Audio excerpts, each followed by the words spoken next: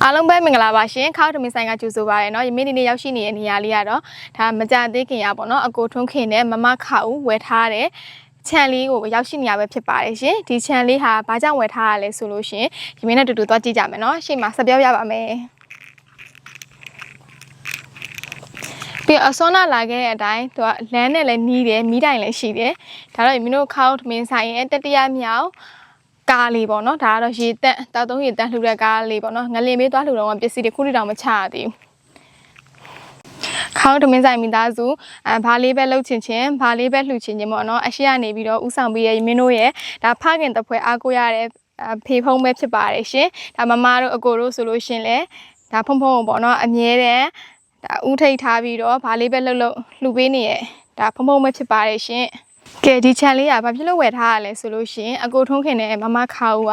ဒါခါဦးတစ်ထောင်ကျန်ထမင်းဆိုင်ကိုလည်းရေရှည်တည်တန်းခြင်းနဲ့ပြီးသွားတော့ခါကျရင်ထမင်းဟင်းအပြင်ကိုပေါ့နော်အခုထမင်းဟင်းကြတော့မြို့ဒလာတို့လှိုင်းကားတို့ဘာတို့မှာနောက်ပိုင်းပေါ့နော်ပတ်ရောင်းရင်တော့ရောင်းလို့ရရဲသို့တော်ညာလည်းအရန်ဝေးလံတဲ့နေရာကြီးကြလို့ရှိရင်ထမင်းဟင်းကချက်ပြုတ်ပြီးသွားရမို့ကြတော့မလွယ်ကူလှဘူးပေါ့နော်အဲ့ခါကျတော့မင်းတို့ကဘာလဲဆိုတော့အသီးအနှံနေကိုချက်မှာထွက်တဲ့အသီးနှံတွေကိုဒါတခြားသောဝေးလံတဲ့နေရာတွေပေါ့နော်နှစ်ရက်ခရီးတို့ဘာလို့အဲ့လိုသွားပြီးတော့ဒါလှူဒန်းမှာဖြစ်တဲ့အတွက်ဒီဟာပေါ့နော်ဒါထမင်းဆိုင်အတွက်လည်းသုံးမယ်ပြီးတော့လို့ရှိရင်တခြားသောလိုအပ်နေတဲ့နေရာတွေကိုပဲပေါ့နော်ဝေးလံတဲ့နေရာတွေအရန်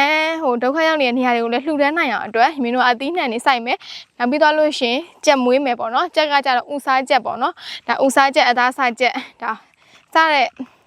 များကိုအကျိုးပြုမဲ့လုပ်ငန်းတွေလှုပ်ဆောင်ရတဲ့အတွက်ဒီခြံဝယ်လိုက်တာဖြစ်ပါတယ်အဲ့တော့အခုမှဖုံဖုံပြောမှသိတာပေါ့နော်ဒါတောတပြေချင်းနော်ဘကိုးဘက်မှာဆိုရင်လည်းဒါတို့စားဒီရမင်းလက်ထက်ကင်တဲ့ဟာဆိုရင်900ဘို့လောက်ရှိရတယ်ရမင်းတို့တစ်ခြံလုံးနီးမှာဒါတွေဖြစ်နေတာဆေးဘုတ်တွေပြီးဒီဟာလေးပေါ့နော်ဒါရဲ့တို့စားလို့ရတယ်အရန်ကောင်းတယ်တဲ့ဘကိုးကသူတွေဆိုရင်တို့ကြတယ်တဲ့ရမင်းတို့ကြတော့တိတ်မမြင်ဘူးတော့မသိဖုံဖုံခုပြောမှာမှုေးလဲမှုေးတယ်အခုဆိုရှင်ဒါဆိုရင်ဘာဆေးမှမသုံးထားဘူးတဘာဝစစ်တွေ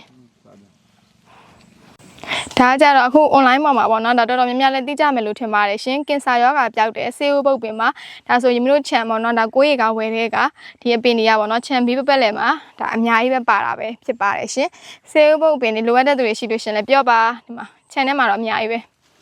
အဲ့ဒါတကယ်ကင်ဆာရောဂါရှိရလို့ဆိုတော်တော်များများပျောက်တယ်ပေါ့နော် online ပေါ်မှာလည်းတွေ့ရပါတယ်ဒါတော့မင်းတို့ခြံဇက်ပေါ့နော်ဒီကနေစမှာဒီကနေအခုနောက်ပိုင်းကျလို့ရှိရင်မင်းတို့ကဒီမှာစိုက်ပျိုးရေးတွေလုပ်မယ်ဆိုတဲ့အခါကျရင်အဲ့တော့မှလမ်းဖောက်ပြီးရင်ရှည်ရင်းတူအကုန်လုံးကမှာပေါ့နော်အခုမှမင်းတို့အစတစ်ကနေစရမှာဖြစ်တဲ့အတွက်မြင်တဲ့အတိုင်းတော်တဲ့ရောက်နေတယ်လို့ပေါ့နော်ဒီလိုကြီးပဲမြင်ရမှာဒါပေမဲ့နောက်၄-၅လလောက်ကြာလို့ရှိရင်ဒါတေချာခြံကြီးကိုလည်းပြုစုပြောထားပြီးွားလို့ဆိုလို့ရှိရင်ပေါ့နော်ဒါမင်းတို့အဓိကလိုအပ်တဲ့လှုပ်ချင်နေတယ်ပေါ့နော်အများကိုကူညီနိုင်တဲ့ခေါင်းထမင်းဆိုင်မိသားစုတွေအဖြစ်ပေါ့နော်ဒါတက်ဖန်ပြန်ပြီးတော့အသေးအနှံတွေလည်းလှူမယ်ချက်ပေးလည်းလှူမယ်အစိမ့်လည်းလှူမယ်ကြက်ဥဆိုလို့ရှိရင်လည်းအများနဲ့ပေါ့နော်အများစားသုံးနိုင်အောင်အတွက်လှူဒန်းပေးမှာပဲဖြစ်ပါတယ်ရှင်အဲ့တော့မင်းတို့ကအခုအနေထားကြတော့သူများစီရဝယ်ထားတာဖြစ်တဲ့အတွက်သူများ400ဆိုလဲကိုက400နဲ့ဝယ်ရတယ်900ဆိုလဲ900နဲ့ဝယ်ရတယ်ပေါ့နော်ကိုချန်နေတာကိုဖြစ်သွားပြီဆိုတဲ့အခါကျရင်100နဲ့လဲတစ်လုံး100နဲ့လဲလှူနိုင်မယ်တစည်းကို50နဲ့လည်းလှူနိုင်မယ်ပေါ့နော်ကိုချန်နယ်ကိုဖြစ်တဲ့ခါကြလို့ရှင်ကိုရဲ့စိတ်ကပဲအဓိကပဲလေကိုဘယ်လိုလေးလှူမလဲဘယ်လိုလေးလုပ်မယ်ပေါ့နော်အရင်နေ့ဆိုတိတ်မလှူတော့ဘူးပေါ့နော်အဲ့ခါကျတော့မင်းတို့ကဒီဆိုင်လေးကိုဒီဆိုင်လေးအတွက်ရေရှည်တည်တံ့ဖို့အတွက်ဒီချန်လေးကိုဝယ်လိုက်တာပဲဖြစ်ပါတယ်ရှင်ဒီချန်လေးကိုလှမ်းပြီးဝယ်ပြီးရနိုင်ငံခြားကနေပြီးတော့အကိုထုံးခင်နဲ့မမခါကိုလည်းကျေးဇူးအများကြီးတင်ပါတယ်ရှင်မမတို့ကတကယ်တမ်းပြောလို့ရှင်ပေါ့နော်သ